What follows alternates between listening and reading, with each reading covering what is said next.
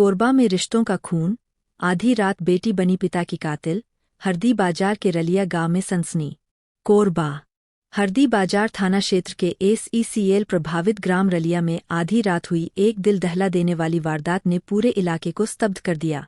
25 वर्षीय गीता निषाद ने अपने ही वृद्ध पिता अशोक निषाद की धारदार हंसिया से हमला कर हत्या कर दी। घटना सोमवार और मंगलवार की दरमियानी रात करीब 2 से 2:30 बजे के बीच की बताई जा रही है।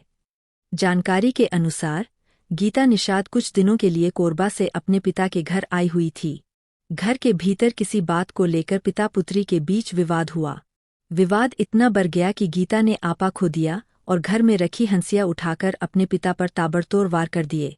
बताया जा रहा है कि उसने पहले सीने पर वार किया और फिर सिर पर लगातार प्रहार किए, जिससे अशोक निषाद गंभीर रूप से घायल होकर मौके पर ही दम तोड़ बैठे।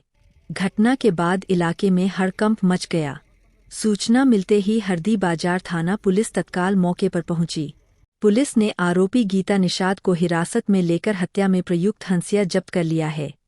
शव को पोस्टमार्टम के लिए भेज दिया गया है और मामले की विस्तृत जांच जारी है। प्रारंभिक जांच में पारिवारिक विवाद को कारण माना जा रहा है। हालांकि पुलिस सभी पहलुओं पर गंभीरता से पड़ताल कर रही है। इस जघन्य घटना के बाद ग्राम रलिया में भय और आक्रोश का माहौल है। ग्रामीणों का कहना है कि एक मामूली विवाद ने इतना भयावह रूप ले लिया कि बेटी ने अपने ही पिता का जीवन समाप्त कर दिया।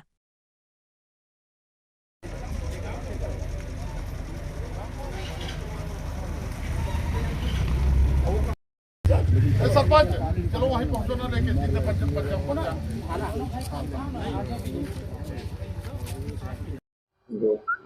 सर रलिया में मर्डर की वारदात सामने आई, पूरा मामला क्या है और क्या अब तक पता चल रहा है? थाना हरदी बाजार अंतर्गत रलिया गांव में एक हत्या की वारदात हुई है, जिसमें एक पुत्री गीता केवट 25 साल ने अपने पिता अशोक केवट 55 साल की हंसिया से मारकर 2 बजे रात को हत्या कर दी है। जो पुत्री गीता केवट है वो अपने बहनों और अपनी मां के साथ ये पुरानी बस्ती क्षेत्र कोरबा में रहते हैं और उनका पिता अशोक केवट रलिया गांव में रहता है। आना जाना काफ़ी दिनों से बंद था। उनका पिताजी इन पर कई बातों को लेकर विवाद करता था, कभी कभी चरित्र पर भी शंका करता था। ये बात सामने आई थी और जब गीता केवट अपने गांव गई हुई थी, उस दौरान उसको वहां पर जाति निवास बनवाना था, तो अपने बड़े पिताजी के यहाँ रुकी थी।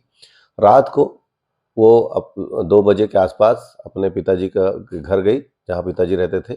वहाँ पर रही, जैसे सोए हुए हालत में हंसिया से उसके जबड़े के पास, मुंह के पास मारकर उसकी हत्या कर दी है। इसमें मुकदमा दर्ज कर लिया गया है। आरोपिया गीता केवट को हिरासत में ले लिया गया है। वैधानिक कार्रवाई की जा रही है।